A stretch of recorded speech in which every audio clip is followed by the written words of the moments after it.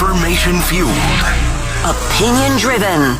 This is Nashville's Morning News with Dan Mandis. And so, my fellow Americans, we talk news. 5:06, Nashville's Morning News on Super Talk 99.7 WTN. Good morning to you, friends. How are you? It is Friday, May 16th of 2025. So, couple of things.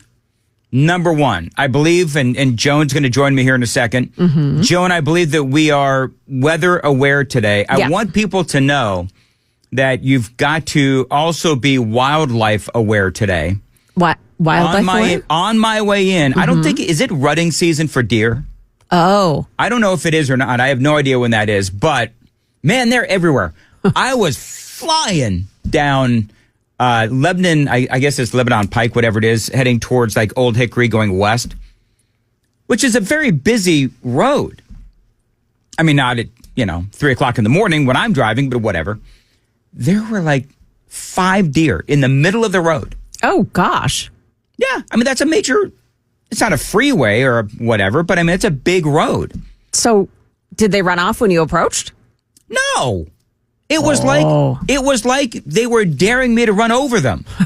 And I'm like, dude, what are you doing? Get the hell out of the way.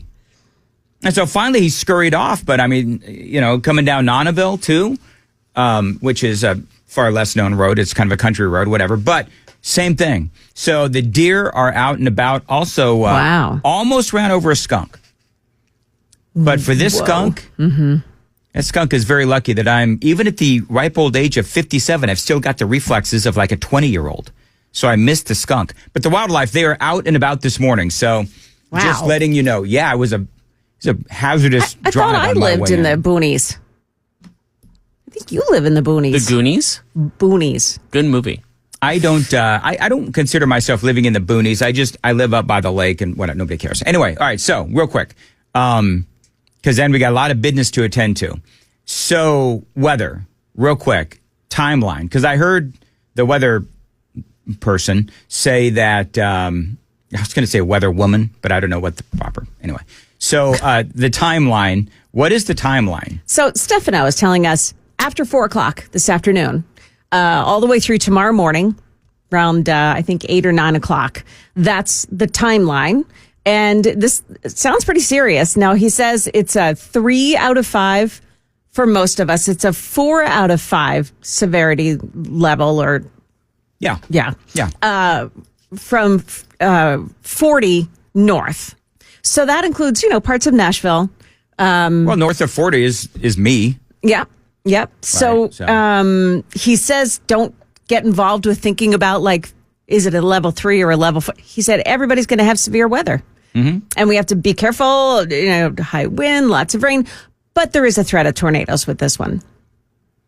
All right. Well, then we'll all be, as we always are here at WTN, we'll all be, on guard and on alert. And we'll pop in, even 7, 8, 9 o'clock at night. That's what we do. It looks like 11 o'clock at night is when the storms really pick up. 11 o'clock? Yeah, I'm looking at their website right now. So I will be drugging Bandit probably by about 5 or 6. Good plan. Yes, because Bandit is, we actually drugged him yesterday. Why?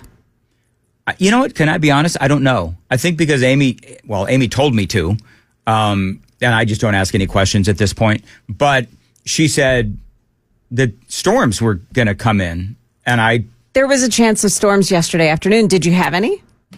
No. But Bandit sure had a good time. Yeah. He was up and he woke up like about 1:30 in the morning, and I hear Bandit coming down the steps because I do my work in the basement. I hear him coming down, and he had finally the high from the pills that we give him to deal with the storms. The high that he feels had obviously worn off, and now he was looking for like Doritos and Twinkies. He clearly had the munchies. Yeah. Poor guy. And I didn't help him. Anyway. Coming up, 5:35, because I heard the weather person there during our weather cast say something about this morning, and I didn't think we had anything expected this morning. Sort of west of the city. There is a chance of storms Okay. that way. Yeah. Keep your eye on the sky, folks. That's all I can say. Keep your ear to the radio, and if you're watching on YouTube, one eye on the computer and the other eye on the sky. Moving on. It is 5:11. Well said, Dan. It really wasn't well said. Thank you, though, Joan. So Donald Trump is getting ready to head back to America. He's wrapping up his speech there in the United Arab Emirates. I got to tell you, this has been a great trip for the president. By the way, I do know about James Comey and what this guy did, where he... I don't want to do it here. I want to do it at 5:35. But you folks on the super text line, I know what James Comey did. James Comey basically posted on, I guess it was his Instagram, where he said shell formation. It was a picture of a shell formation. And he said walking along the beach had an interesting shell formation. And the shells spelled out 8647. Now, for you folks that obviously, don't know what 8647 means, 86 basically means in pop culture these days to eliminate 47, the 47th president of the United States, Donald Trump. James Comey, of course, James Comey, former head of the FBI, really mortal arch enemy of Donald Trump. He posted that on his Instagram. And it basically is him, some people would say, and I would agree, it is basically him telling folks that Donald Trump needs to be eliminated. Donald Trump, who came within, how close, Joan? How close? It was like a half of a quarter of an inch of getting his head blown apart by an assassin's bullet. And then there was, of course, that second attempt. So 2 assassination attempts, and now the former director of the FBI is posting on social media 8647. And bottom line is, if you had paid attention to all of the Elon Musk and the Donald Trump protests over the past, couple of months, they all were saying 8647 on their stupid little signs. 8647, eliminate 47, kill Donald Trump is basically, the new mantra for these jackholes on the left. So James Comey, former FBI director, is literally calling for the assassination of Donald Trump. Would you say that's going too far, Joan? It might be. 8647. Is that going too far, saying that he is calling for the assassination of Trump or the elimination of Donald Trump? A lot of people are saying that that is what James Comey is calling for with this post that he put out on Instagram. Interesting bunch of shells that spelled out 8647.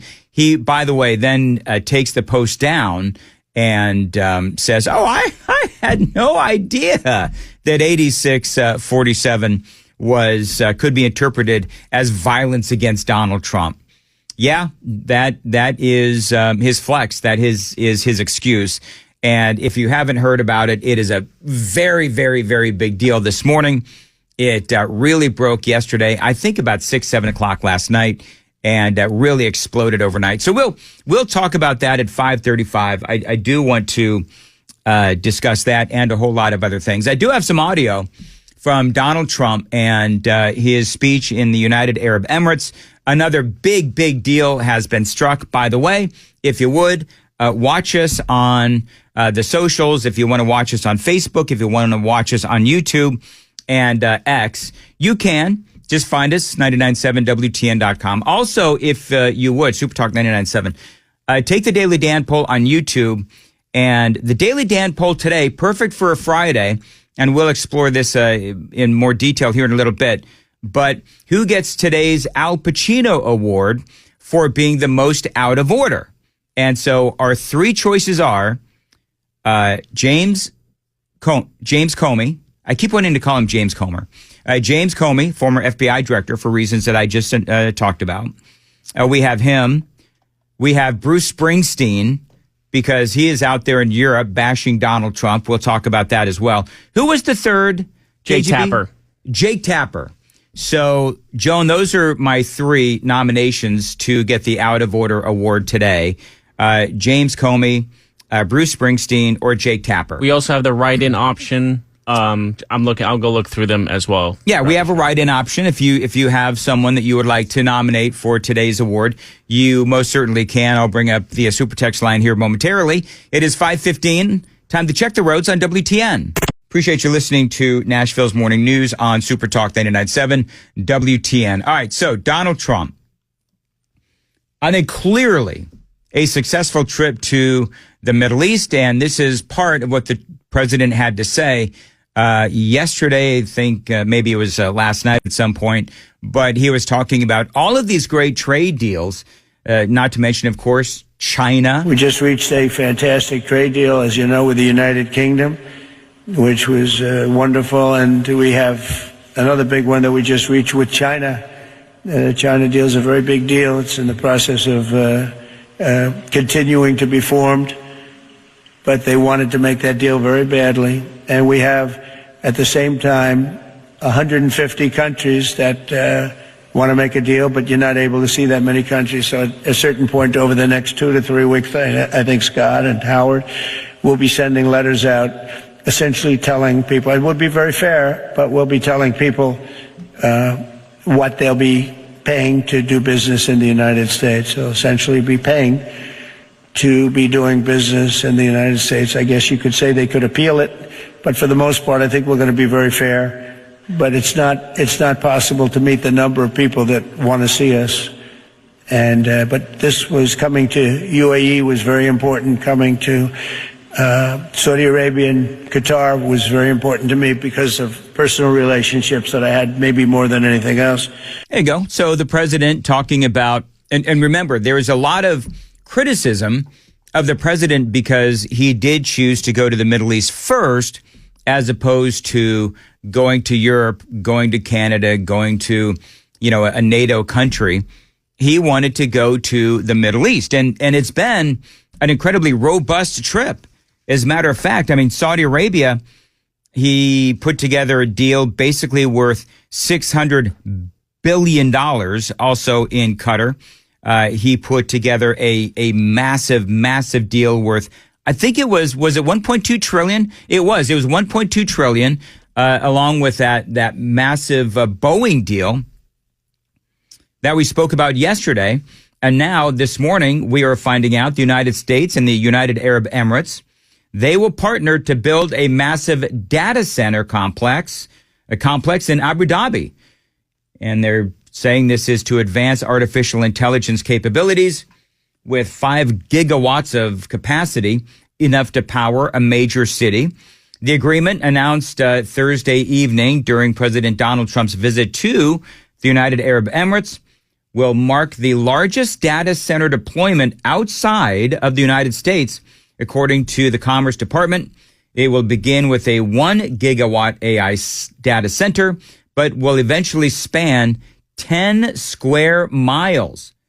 The White House also announcing on Thursday an agreement under which the United Arab Emirates has committed to build or finance data centers here in the United States that are at least as large and as powerful as those in the United Arab Emirates. So I think for President Donald Trump, it is most definitely a job well done, and we're going to find out more details about these trips. Also, by the way, what did the president have to say? Joan, do you remember we talked about this? We talked about whether or not, hate to have a Mandis was right moment, but remember when I said, oh, they're going to talk about Gaza. They've got to talk about making Gaza into some sort of a resort town. Oh, remember all that whole thing? Did they talk about it?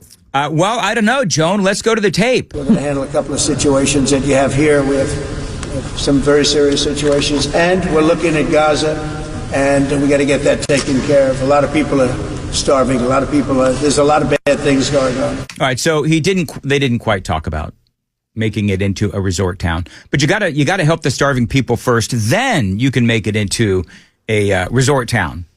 Absolutely. I think that's what it is. All right, maybe I wasn't right in that situation. I don't know, whatever. All right, it is 5:21. Nashville's Morning News on Super Talk 99.7 WTN. Super text line is open, 615-737-9986, 615-737-WWTN. KGB, if you're on the Super text line, just very quickly, we're talking about how people, I'm not on it yet. It's been a very busy morning in my world. But are people writing in their nominee for the Out of Order Award? Right now, I'm looking mainly at the YouTube chat, but a lot of people are PO'd about Comey and they want him arrested. That's the biggest in the chat line right now. I haven't seen anyone really write in anything else. I think Comey's going to run away with this. Okay. And even Tulsi Gabbard believes that Comey should be in jail. I've got that audio, Joan. Oh, you do? Good. I do. I've got the audio. I woke up. This is what it's like in my world. Yeah. Where I am oblivious after anything that happens at like 4:30 in the afternoon. I know. Sometimes I text you. I'm like, Dan. Yeah. That's exactly right. Yeah. And so that's when you're late. And so for me, I wake up this morning and I see this story and I woke up this morning to like 7 or 8 different text messages from people telling me, don't miss this story. And it's like, I got it. So what time are they texting you? Oh, I get texts all the way up till like 10 o'clock at night. I wake up to text messages. Now, if I, because I am a man of a certain age, it's hard for me to get through the night without having to get up and go to the bathroom. Do you look at your phone? You know what? I don't. That is a whole conversation which we'll get into maybe at the 5:35. Anyway, I'm ticked as all get out at James Comey as well. We'll talk about that, including what Tulsi Gabbard did have to say. It is all straight ahead, and Joan Jones has the news at 5:30. Yeah, it's a severe weather day. We're going to get you up to date on the latest information about this approaching storm system. Also, the new technology installed at Metro high schools is really doing its job. Those stories coming up here at 5:30 on Super Talk 99.7 WTN.